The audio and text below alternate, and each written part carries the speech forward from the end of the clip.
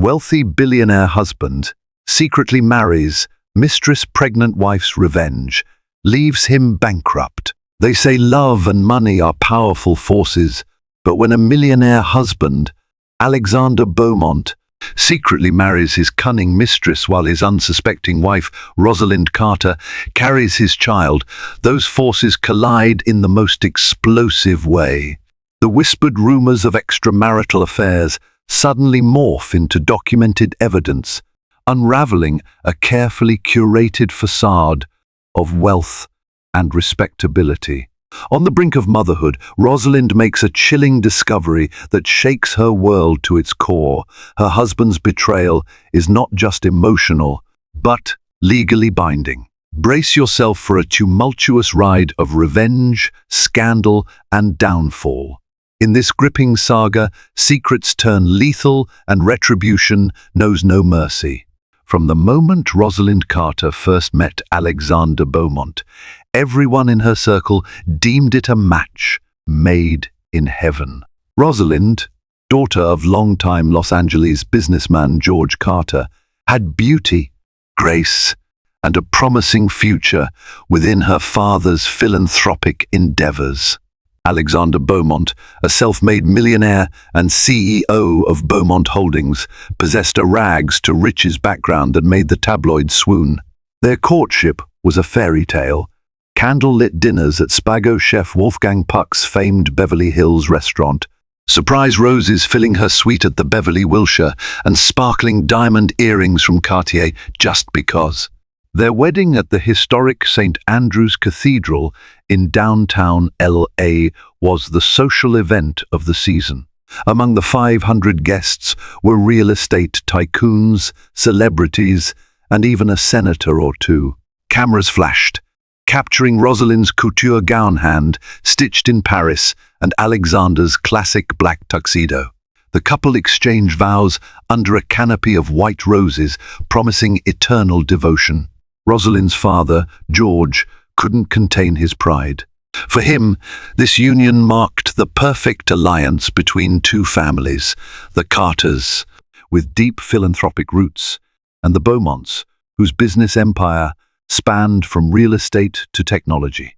From the moment the officiant pronounced them husband and wife, the crowd erupted in cheers. Newspapers later described their union as the embodiment of modern aristocracy. In the swirl of champagne toasts and wedding cake cutting, one figure stood apart, Ivy Marshall, a striking brunette with a sharp gaze. She was introduced merely as a distant family friend, slipping through the crowd with a cryptic smile. Rosalind, too caught up in the thrill of the moment, barely took notice. Little did she know, this was the very woman who would later turn her world upside down. As night fell and the revelers dispersed, Alexander whisked Rosalind off to a private helicopter for their honeymoon in Bora Bora. The newlyweds soared into the starry sky, convinced their future was brighter than any constellation. Yet, hidden in the glimmer of that perfect evening was a secret so lethal it would eventually cost Alexander everything he once held dear. Honeymoons always end, but real life continues. After 2 idyllic weeks in an overwater bungalow, Rosalind and Alexander returned to Los Angeles, where their new penthouse awaited them atop the Beaumont residences in Century City. Situated on the 55th floor, the apartment boasted floor-to-ceiling windows with sweeping views of the skyline. But from the moment they landed, a subtle tension crept into their lives. Alexander's phone seemed permanently glued to his hand. He would dart into side rooms to take hushed calls or leave dinner early with the vague excuse of urgent business. Rosalind, accustomed to her father's demanding schedule, didn't find it too odd at first. The business world never really stops, she thought, but something about his manner set her nerves on edge. Once he overheard him in a heated argument, muttering, "I told you to be patient, Ivy," before abruptly hanging up. When she asked him about it, Alexander dismissed the call as a minor crisis with a new investor. Her lingering doubts were soothed by his gentle kiss on her forehead and a quick change of subject. She wanted to trust him after all. They were newlyweds. Nevertheless, the sense of unease grew. A part of Rosalind worried that Alexander's newly expanded empire was controlling his every moment. Beaumont Holdings had recently absorbed a smaller real estate group, netting them prime properties in Miami and Dallas. Mergers like these required a steady hand and constant oversight. That must be it, Rosalind would tell herself whenever she felt the nagging sting of suspicion. Yet the calls never ceased. And then there were the mysterious receipts. While tidying Alexander's office, she found high-end boutique bills for items she never received. A $2,000 purse from Hermes, a $4,500 necklace from Tiffany & Company. While Alexander enjoyed spoiling her, these particular pieces were never gifted to her. When she mustered the courage to question him, he brushed her off with a vague statement, "I invest in jewelry occasionally." A friend's request. Don't worry about it. In the nights that followed, Rosalind found herself staring at the distant city lights, wondering if all was truly well. The more she tried to push away her doubts, the louder they echoed. Was her dream marriage already teetering on a lie, or were these just the teething pains of uniting two massive business empires and two strong-willed individuals? While Alexander immersed himself deeper into his so-called business engagements, Rosalind sought comfort in her old family home. She would visit George Carter in Bel Air, retreating to the familiarity of marble floors and rose-scented gardens. One afternoon, she found her father seated in his study, reviewing a contract for a humanitarian project in Africa. He greeted her with a warm hug. "You look troubled, my dear," George observed, peering at her over his reading glasses. Rosalind hesitated, not wanting to expose any cracks in her marriage. "I'm just adjusting, Dad. Alexander's schedule is intense. I barely see him. Comes with success," George reasoned. "But remember, if there's ever something truly bothering you, you can tell me." His paternal concern nearly pried the truth from her lips. Yet she remained silent, convinced that confronting Alexander herself would be better than alarming her father. She forced a smile, changed the subject to philanthropic updates, and left soon after. The entire drive back to Century City, her stomach churned with unspoken worries. That evening, she found the penthouse empty. Alexander had flown to San Francisco for a last-minute investor dinner, leaving a short note on the kitchen counter. The emptiness of their grand home echoed her loneliness, and Rosalind, once a confident socialite, realized she was retreating into a shell. She picked at a salad before curling up on their leather sofa, switching channels aimlessly. Headlines on CNBC lauded Alexander's strategic acquisitions, while lifestyle segments praised the philanthropic contributions of the golden couple. If only they knew, she thought. By midnight, she fell asleep, phone in hand, hoping for a message from her husband. None came, and in the silent hours, her mind conjured images of Alexander with the unknown Ivy. She told herself it was paranoia. Perhaps Ivy truly was some investor or executive. But in her heart, she knew something was awry. Marriage was supposed to build closeness, not spawn secrets. At times, she remembered her mother's advice, "Never ignore your instincts, Rosalind. They protect you when logic fails." Rosalind's instincts were screaming for her to unearth the truth. While Rosalind grappled with her growing suspicions, Ivy Marshall played her role with calculated precision. A name that had barely registered at the wedding now surfaced in whispered references across the city's wealthiest circles. Ivy was a seasoned networker, known for her graceful poise at charity galas and a rumored knack for luring influential men. Some called her the Velvet Viper. In truth, Ivy was born to a modest family in San Diego. After moving to Los Angeles in her early 20s, she climbed the social ladder through a series of strategic relationships. By the time she encountered Alexander Beaumont, she was no stranger to the corridors of luxury and power. Initially, their connection was purely business. She had introduced Alexander to an older gentleman with prime real estate in Malibu. One successful deal led to another. Gradually, the lines blurred. Ivy's compliments became flattery. Her business dealings evolved into late-night dinners. The more Alexander spent time with her, the more enthralled he became. She seemed to understand his ambitions, fueling them with her own cunning suggestions. When he confided about expanding Beaumont Holdings into a new region acquiring land across Florida, she offered him access to a contact network that promised quick returns. Thus, they struck an arrangement, sealed not by a handshake, but by something far more scandalous. A clandestine marriage license, reportedly filed in Florida to ensure certain property deals appeared as joint marital assets. On paper, it minimized taxes and overcame local legal hurdles. In reality, it bound Alexander to Ivy in a secret union that no one else knew about, certainly not Rosalind. Ivy had insisted on it. She'd told Alexander, "Trust me, this is just a business move. We both profit and we don't have to let it interfere with your other life." Ever the opportunist, Alexander rationalized it as an innovative approach to secure real estate. But in bridging that ethical chasm, he unknowingly opened the door to a double life that would soon threaten to destroy him. During these tense weeks, Rosalind experienced an unexpected moment of joy. She discovered she was pregnant. Staring at the positive test in the restroom of a private women's clinic in Beverly Hills, she felt a surge of conflicting emotions, excitement, love, and fear. She was ecstatic to become a mother, but how could she bring a child into a marriage shrouded in secrecy? Still, she clung to the hope that maybe this baby was the key to recalibrating their relationship.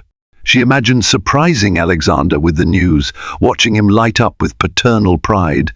Perhaps the pregnancy would ground him, draw him away from the relentless corporate deals, and remind him of what truly mattered. Brimming with cautious optimism, Rosalind planned a quiet dinner at the penthouse to share the news. She ordered Alexander's favorite cuisine, Mediterranean, from a reputable caterer, and set the table with candles and fresh flowers. As evening rolled in, she waited, her heart fluttering. He was supposed to arrive by 7:00 p.m. By 9:30 p.m., the dinner was cold, the candles burned low. She called and texted him repeatedly, only to receive sporadic replies like "sorry," "delayed," "keep dinner warm." When the door finally opened near midnight, Alexander looked exhausted and held a phone to his ear. Without even kissing her hello, he hurried to the bedroom to continue whatever frantic discussion he was having. In that moment, the spark of excitement Rosalind felt vanished. She realized that the baby news would have to wait, that her husband's world was teetering on a precipice she didn't understand. Silently, she cleared the plates, tears slipping down her cheeks. She fell asleep alone, the pregnancy test hidden in her nightstand, waiting for a moment that never seemed to arrive. 2 weeks later, Rosalind mustered the courage to share her pregnancy revelation. She chose a Sunday morning, hoping Alexander would be in a receptive mood. He was in the living room reading the Business Insider feature on himself, which lauded his success in sealing a lucrative Florida property deal, the same deal that Ivy had orchestrated. Unbeknownst to Rosalind, the entire article felt like a victory for Ivy, too. "I have important news," Rosalind began, her voice trembling slightly. Alexander lowered the magazine. "Yes?" She took a steadying breath. "I'm pregnant." A mixture of surprise and conflicted emotion flickered across his face. He forced a smile, but it lacked warmth. Wow, that's a lot to take in." Rosalind waited, hoping for a rush of joy, a celebratory hug. Instead, Alexander's phone buzzed. He glanced at it, frowning. "Give me a moment, I have to take this." He retreated to the balcony to talk. Through the sliding glass doors, Rosalind observed his animated gestures. He looked tense, almost fearful. By the time he returned, all he could manage was a quick apology, explaining that a major investor threatened to back out of a Florida acquisition. "I'm sorry, darling," he said, pressing a perfunctory kiss to her cheek. "We'll talk more tonight." But they never did. He spent the rest of the day barricaded in his home office, leaving Rosalind alone to grapple with what should have been a moment of shared happiness. Over the following days, she told herself that once the business crisis settled, Alexander would embrace the idea of fatherhood. She desperately longed to see him excited about their baby, to imagine them as a family. Yet a dark suspicion nagged at her. He was more distracted than ever. By whom or by what? She could only guess. If she had known the truth, she might have run that very moment. Instead, she clung to the illusion that soon their life would realign, and the marriage she'd dreamed of would come to fruition. The turning point arrived when Rosalind stumbled upon evidence she couldn't ignore. One late afternoon, while reorganizing the storeroom adjacent to Alexander's office, she found a small, locked box hidden behind a row of dusty file folders. A wave of anxiety surged through her. She remembered her mother's voice. "A marriage without honesty is a house built on sand." With trembling hands, she went in search of the key. She found it in Alexander's desk drawer, hidden beneath a stack of business cards. Heart pounding, she unlocked the box and peered inside. At first, she recognized typical personal items, an old watch, some foreign currency. Then she spotted the documents, legal papers bearing official seals. Leafing through them, she froze at the sight of a Florida marriage certificate, dated several months before their own lavish wedding. The names on the certificate, Alexander James Beaumont and Ivy Lillian Marshall. Rosalind's mouth went dry. She reread the lines, hoping she had somehow misread them. The shock pounded in her temples. This wasn't an affair, it was a legal union. A swirl of questions crashed into her. How could Alexander already be married? Did he marry Ivy before or after our ceremony? Is my marriage even valid? Her hands quaked so severely she nearly dropped the papers. Digging deeper, she discovered property deeds listing Alexander and Ivy as joint owners, along with suspicious bank statements from accounts in the Cayman Islands accounts she knew nothing about. Each new page confirmed the horrifying truth. Her husband lived a double life, and she was the unwitting second wife in a twisted arrangement. Gripped by rage, betrayal, and heartbreak, Rosalind hurriedly replaced everything, locked the box, and returned the key. She needed time to think, to process, and to plan her next move. But one thing was certain, she wouldn't remain passive. She'd do anything to protect herself and her unborn child from the monstrous deception that now defined her marriage. Rosalind waited until late evening, stewing in her own rage and heartbreak, before summoning the courage to confront Alexander. When he walked through the penthouse doors around 11 p.m., tie loosened, eyes rimmed with fatigue, she stood in the living room holding the incriminating marriage certificate. No words were needed. The official seal spoke for itself. Alexander froze. A flicker of panic crossed his face. He dropped his briefcase, mouth tightening into a grim line. "Where did you get that?" he asked quietly, though his voice trembled. "Does it really matter?" Rosalind hissed. "You've been married to Ivy for months. Months! And you still went through with our wedding, knowing it was illegal. How could you?" He tried to reach for her arm, but she recoiled. "It's not what you think," he muttered, glancing away. "The arrangement with Ivy was purely business. We needed to appear as joint owners for a Florida real estate deal, and—" "Stop lying!" Rosalind shrieked, tears streaming down her face. "It's a marriage certificate, Alexander, not a partnership agreement. I saw the Cayman accounts, the property deeds. You two share more than just a business arrangement." Alexander looked cornered, struggling for words. It was never about love.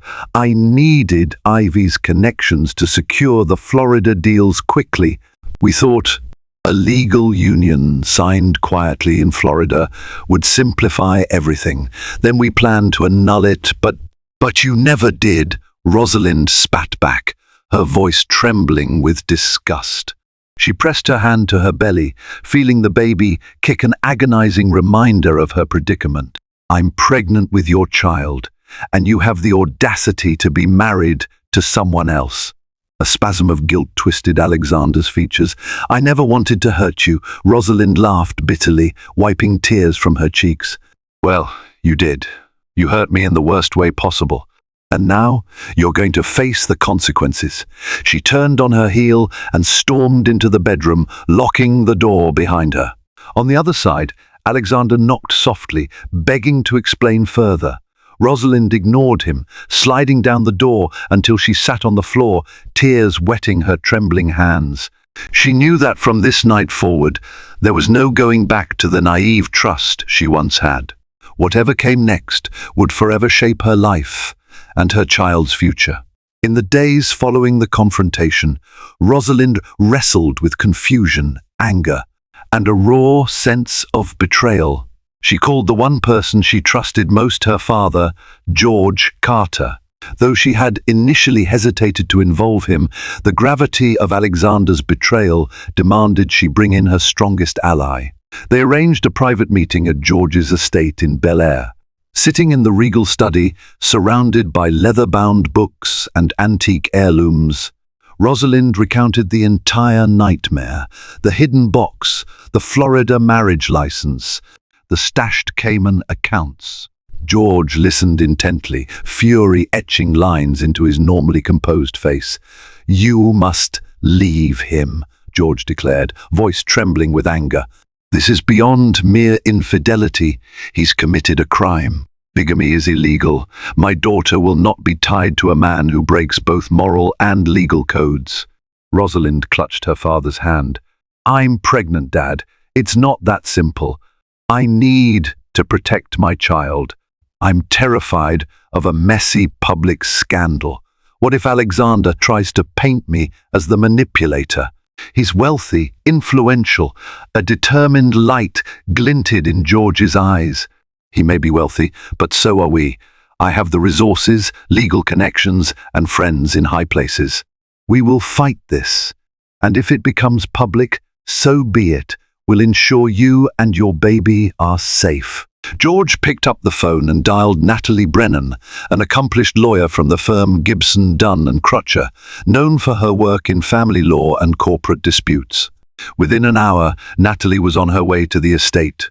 Once she arrived, Rosalind spilled every detail, handing over copies of the marriage certificate and property deeds. Natalie leafed through them, occasionally shaking her head in astonishment. "This is a strong case for bigamy charges, Rosalind," she stated. "We also have potential fraud charges, depending on how he used these documents to further his business.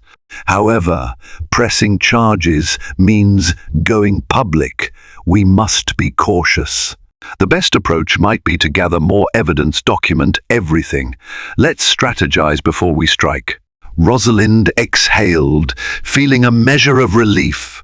She wasn't alone in this fight. With her father's unwavering support and Natalie's legal acumen, she sensed a path to justice. But as she left the estate that evening, her hand resting protectively over her belly, Rosalind knew the hardest part was yet to come. Confronting Alexander was one thing, destroying the empire he had built would be another. And she was prepared to do exactly that, if it meant safeguarding her future and her unborn child's well-being. Simultaneously, Ivy Marshall sensed the simmering tension.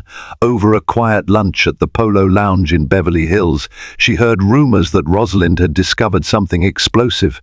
A mutual friend, known for her indiscreet tongue, hinted that George Carter was enraged about Alexander's double dealings. Ivy felt a knot tighten in her stomach. She decided to confront Alexander directly, arranging to meet at a luxury suite in the Beverly Wilshire, one of their usual discreet spots. She stepped into the room with an air of impatience. Alexander looked drained. The confrontation with Rosalind had sapped his energy, but Ivy was in no mood for pleasantries. "Spill it," Ivy demanded, throwing her designer purse onto the couch. "How much does Rosalind know?" Alexander sighed heavily, running a hand through his hair. "Everything. She found the marriage license and the property deeds. She could take this to the authorities."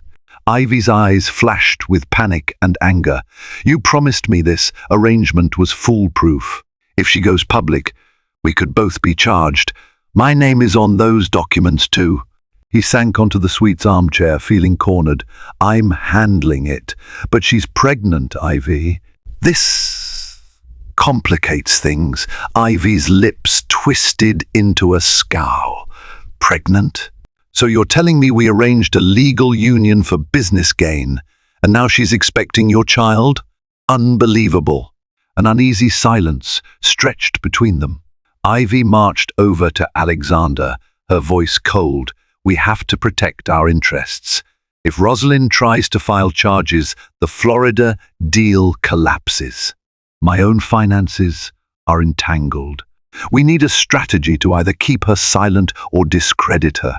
Alexander looked up, regret mingling with dread. She's not the type to be silenced by bribes or intimidation. This is going to be a battle. Ivy stared back, her composure eerily calm.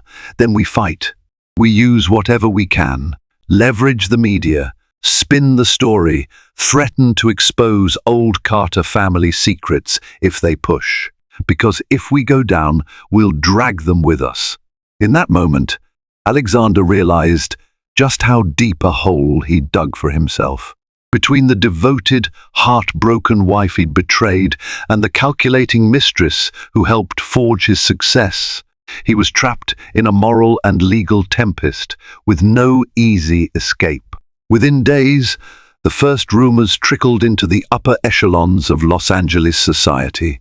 At a charity gala for pediatric cancer research, co-hosted by Ellen DeGeneres and a Hollywood mogul, whispers circulated that the Beaumonts were on the brink of a scandal. Some guests noted that Rosalind, noticeably absent, was rumored to be pregnant. Others speculated about Alexander's secret ties to a second woman. By night's end, the hush had become a low roar, and tabloids like TMZ and Page 6 smelled blood in the water. Alexander tried to quell the speculation by making a show of generosity, pledging a $1 million donation through Beaumont Holdings to a local children's hospital. Yet, while philanthropic gestures had once earned him glowing headlines, they did little to stifle the gossip now swirling. In the meantime, Rosalind and George, under Natalie's guidance, started laying the groundwork for a potential court battle. They quietly gathered more evidence, emails, text messages, and bank records that linked Alexander and Ivy in ways that extended beyond mere real estate transactions. The scale of the deception was astounding. Much of Alexander's Florida empire stood on the foundation of that illicit union with Ivy. Behind the scenes, Ivy activated her own network of contacts.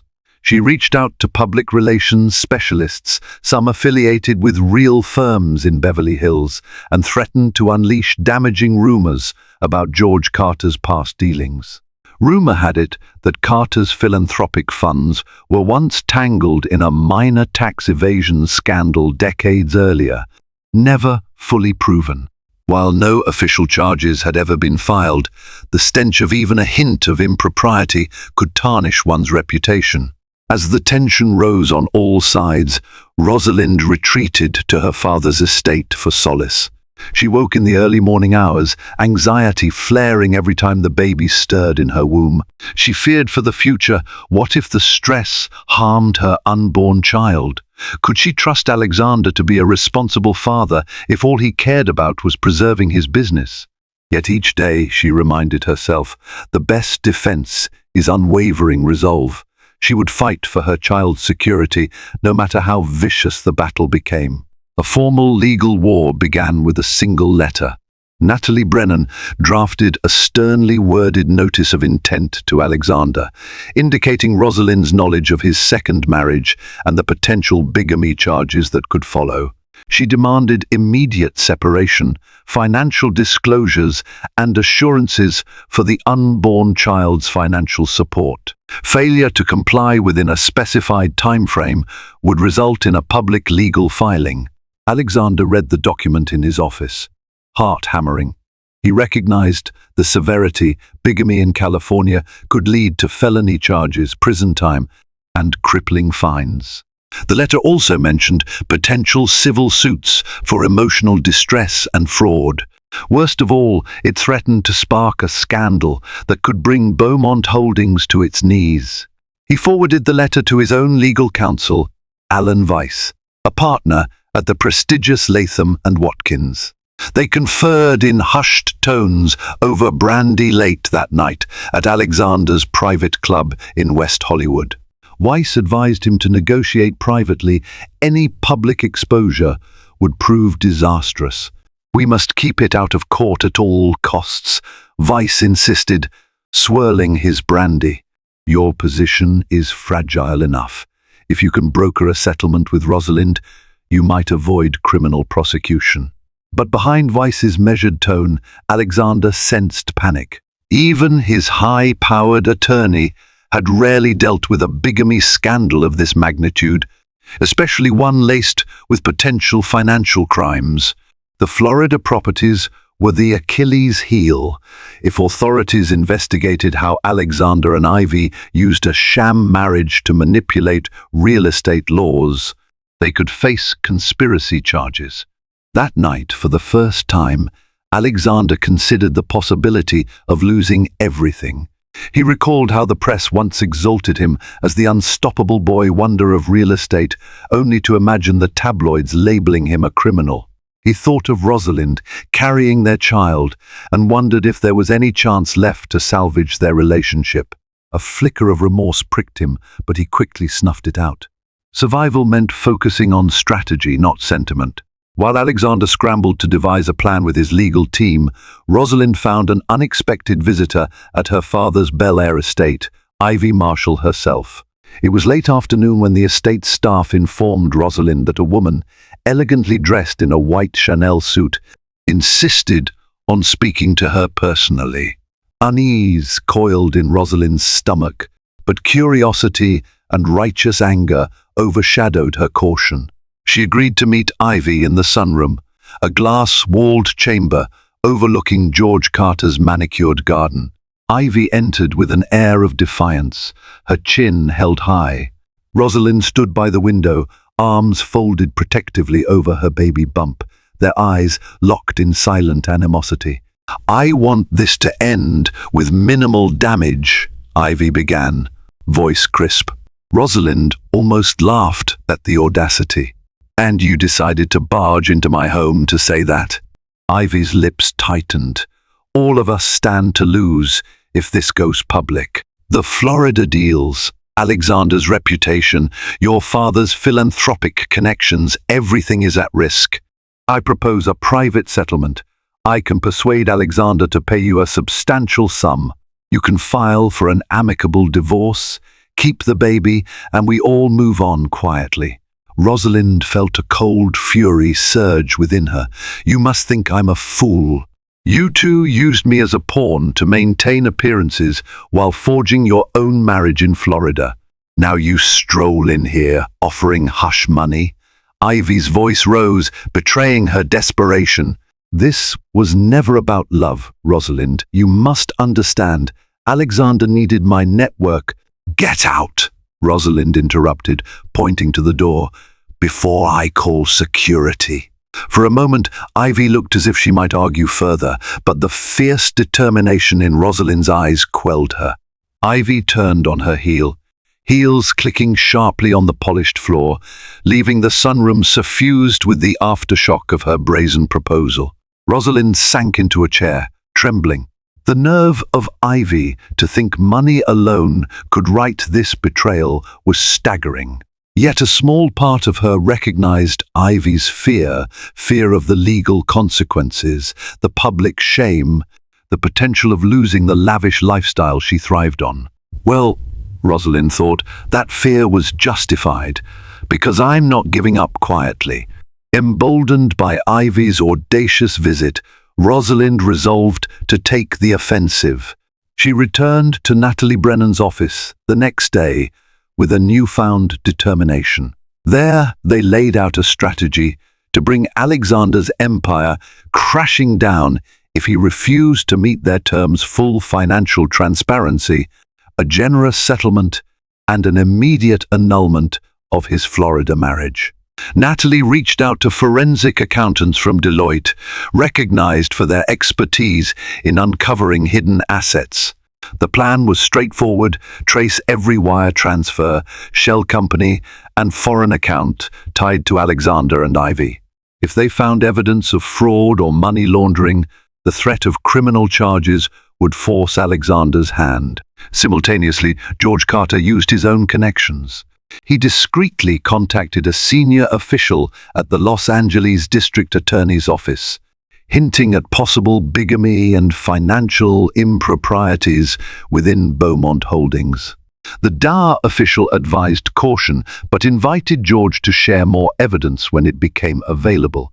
The next step was leveraging public perception.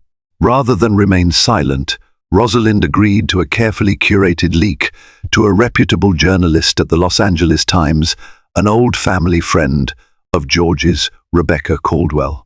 The leak would not expose the bigamy directly, but it teased massive corporate malfeasance linked to Florida real estate dealings, ensuring that public curiosity began to pivot toward Beaumont Holdings.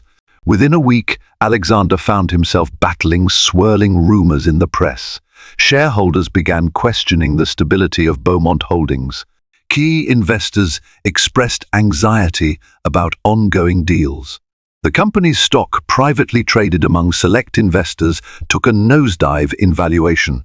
In boardrooms from LA to Miami, people whispered that the once invincible Alexander Beaumont might be on the verge of ruin.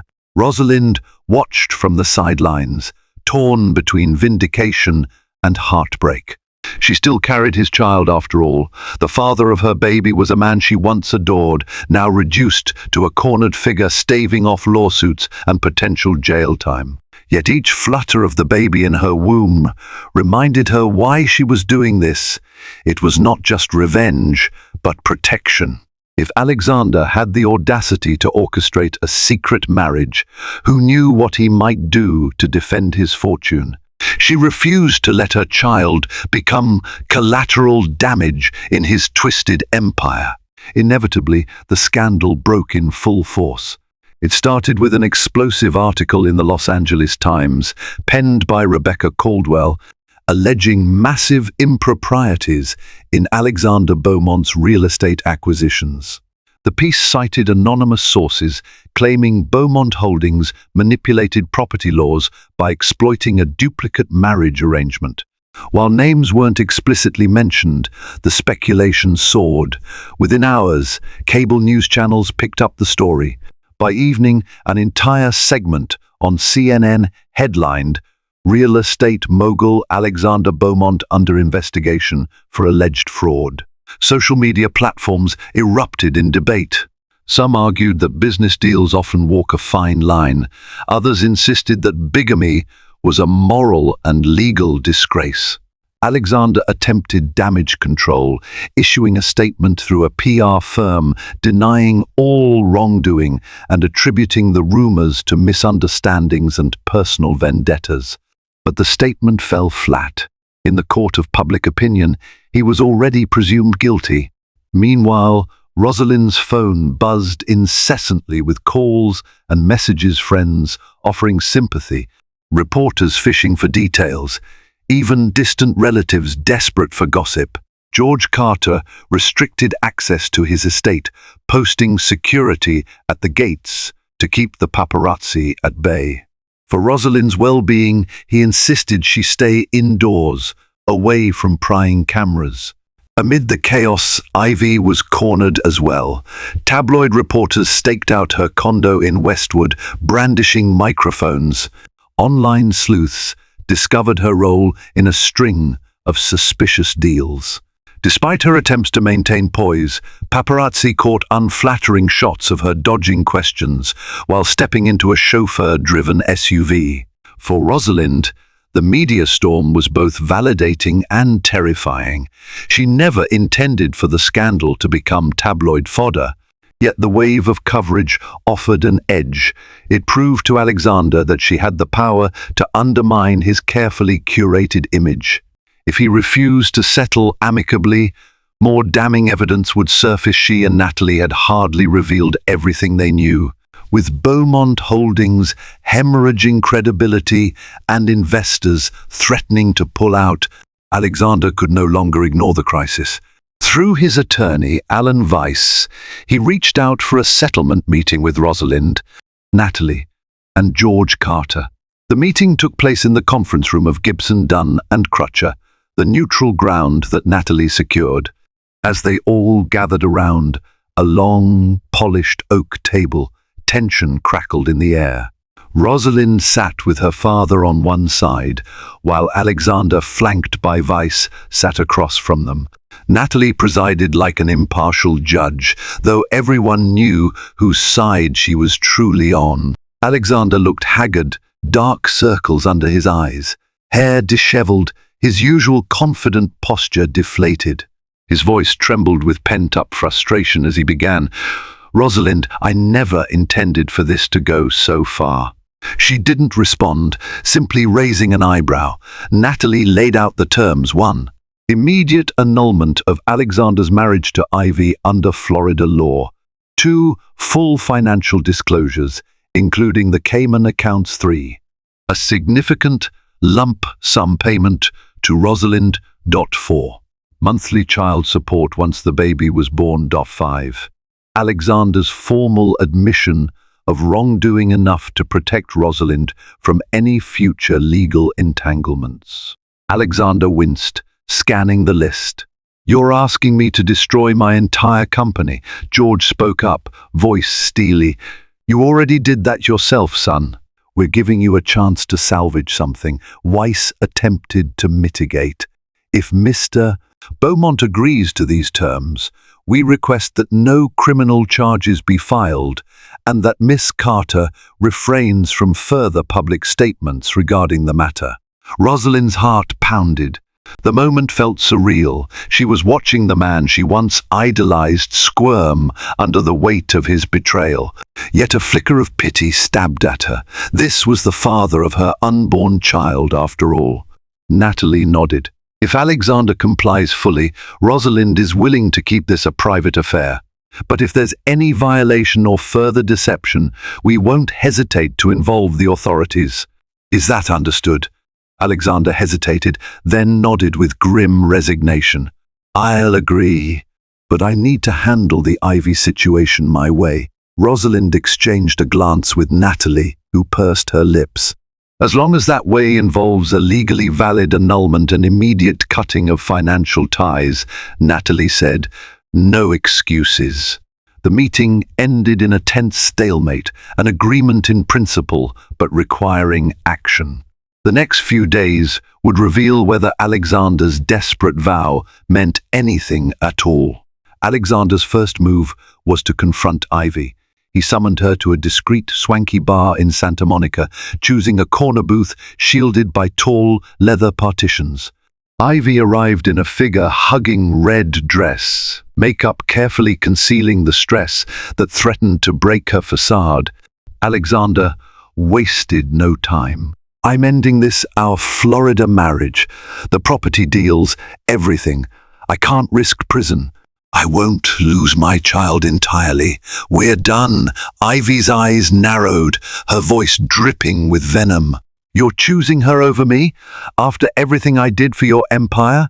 I'm not choosing anyone," Alexander retorted quietly. "I'm facing reality. We committed a crime. Now I have to fix it. "And where does that leave me?" Ivy demanded. "I have property tied up in this. I'm in danger of losing it all." Alexander exhaled in frustration. "You can keep your share if you sign an indemnity protecting me from further claims. But you must cooperate in dissolving our marriage in Florida."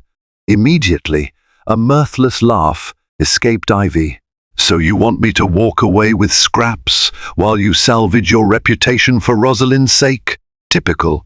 Let me remind you, Alexander, I have enough dirt to ruin you 10 times over. If I go down, I'll take you with me."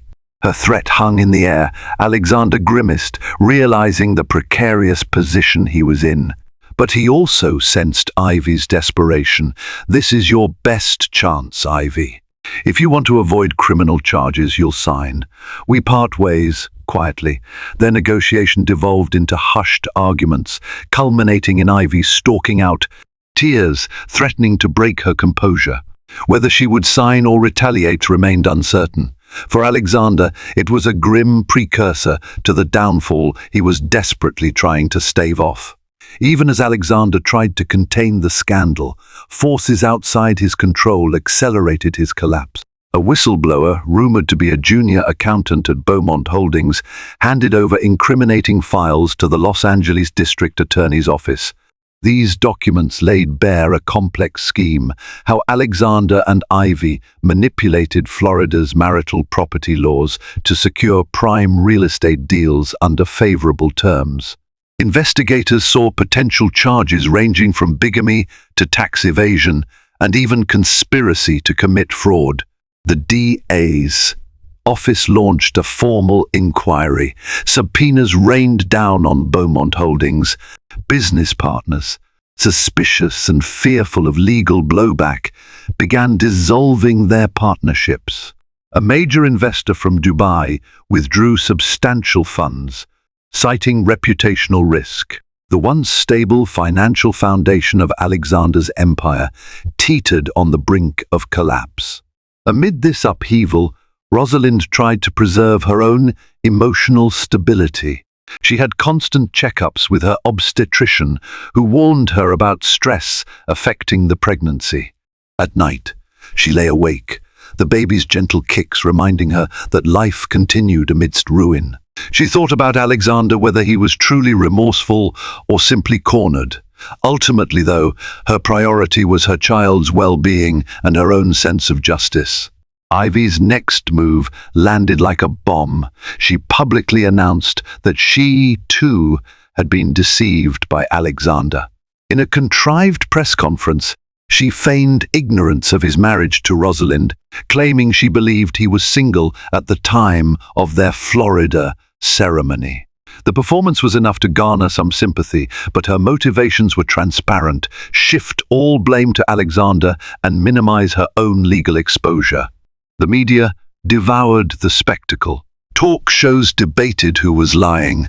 Some painted Ivy as a naive victim, others ridiculed her story as a sham. Meanwhile, Alexander's attempts to distance himself from Ivy fell flat. The public loved a sensational meltdown, and he was providing a front-row seat to the biggest scandal in the city's memory. Days before the official indictment, Alexander arrived unannounced at George Carter's estate. Security nearly turned him away, but George decided to hear him out. They met in the estate's ornate drawing room, a place where George often entertained heads of state and fellow philanthropists. Alexander, looking gaunt and weary, spoke in a subdued tone. "I need to speak with Rosalind. Please, just for a few minutes." George eyed him with undisguised contempt. "Why should I allow that?" Alexander clasped his hands together, humility in his posture. "Because she's carrying my child. Because I owe her an apology, if nothing else." A tense silence filled the space. Finally, George relented, instructing the staff to fetch Rosalind. She appeared moments later, visibly pregnant, and paused upon seeing Alexander. In her eyes, he witnessed a mixture of heartbreak and resolve. He swallowed hard. "I know saying sorry won't fix anything, But I want you to know I regret everything: my deception, the bigamy, the betrayal. I was blinded by greed, by the desire to expand Beaumont Holdings at any cost. Rosalind's voice trembled. Our child doesn't deserve this chaos. Alexander's eyes moistened. I want to be a part of the baby's life. Even if you never forgive me, please allow me that. I'm prepared to sign the settlement, do whatever it takes. She studied him for a long moment, tears glistening. You hurt me in ways I can't even describe, she said softly. But the child has no fault in this. If you genuinely commit to honesty and legal compliance, I won't deny you visitation. Alexander nodded, relief flickering across his features. Thank you. I'll finalize the annulment with Ivy and comply with everything else in the settlement. George stood by, arms folded, unimpressed. Make sure your words mean something this time, he warned, because if you fail again, we will bury whatever's left of your reputation. Alexander left soon after, uncertain if he had truly salvaged any piece of his future. But he clung to the slender hope that if he upheld his end of the bargain, perhaps he could still be a father to his child and maybe, in time, find a shred of redemption. In the end, the legal hammer fell swiftly. Following the whistleblower's evidence and Ivy's contradictory public statements, the Los Angeles District Attorney pressed charges against Alexander for bigamy and fraudulent business practices. His legal counsel negotiated a plea deal. He would admit guilt on select charges, pay substantial fines, and accept probation in lieu of extended prison time. Ivy faced lesser charges, given her own cunning disclaimers, but she was not wholly off the hook. She paid heavy penalties and suffered a massive blow to her social standing. As part of the settlement with Rosalind, Alexander had to publicly acknowledge the deception, ensuring she was shielded from any residual liability.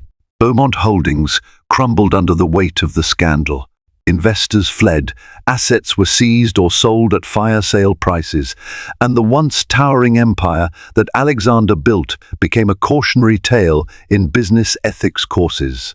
Rosalind, with her father's guidance, used a portion of the settlement money to establish a new philanthropic fund dedicated to supporting single mothers facing hardship. She wanted to transform her personal pain into a meaningful legacy that might help others in vulnerable situations. In a final gesture, she legally reclaimed her maiden name Carter and filed for an official dissolution of her marriage with Alexander under California law. Months later, Rosalind gave birth to a healthy baby girl, Charlotte Ann Carter, in a private wing of Cedars-Sinai Medical Center. Alexander, by court agreement, was notified of the birth and granted a brief, supervised visit. He appeared at the hospital, looking humbler than Rosalind had ever seen him. He held Charlotte in his arms for a moment, tears slipping down his cheeks. "Thank you," he whispered to Rosalind, "for letting me see her." She nodded, offering no more words than necessary. For her, the path forward was single-minded: love her child, continue her philanthropic endeavors, and leave the wreckage of Alexander Beaumont in the past. In the swirling chaos of scandal and heartbreak, she had found her footing again, stronger, wiser, and determined to protect what truly mattered. Thank you for joining us on this gripping journey of love, betrayal, and retribution. In the unraveling of Alexander Beaumont's double marriage, we witnessed how greed and deception can topple even the grandest empires. Rosalind Carter's discovery of her husband's secret and her resolve to protect her unborn child set a chain of events in motion that ultimately left Alexander bankrupt emotionally, financially, and socially. Amid legal showdowns, frantic negotiations, and public scandal, the stark reality emerged: no amount of money or influence can hide the truth forever.